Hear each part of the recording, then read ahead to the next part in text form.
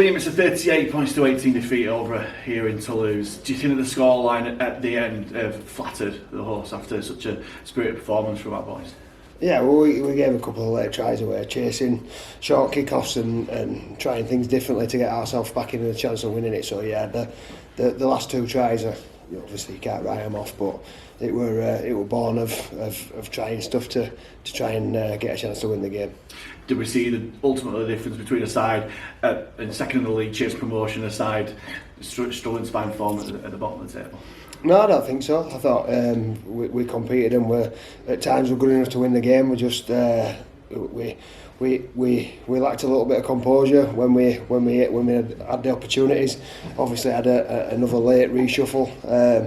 We lost Gaz and Salty today to injuries, so a bit of a you don't want to cry poor tale, but it's story of 2024 for us.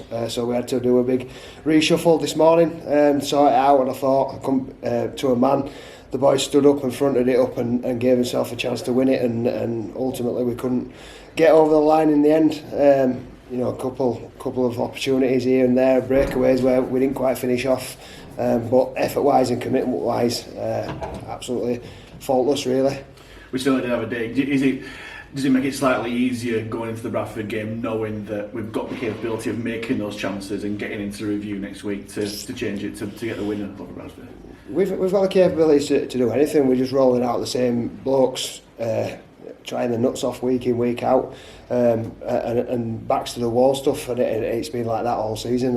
And like I just said, the lads that are getting out on the field are getting out on the field every single week, and they're giving it their all. And a lot of stuff's gone against them, and you can't fault any of them for the effort that they're putting in. We lack a little bit of size to put a punch a hole through the middle a little bit at times, but effort-wise,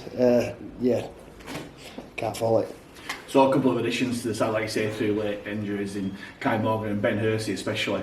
With his two tries, does that give you a little bit of a selection headache in the back row? Yeah, I thought both were solid.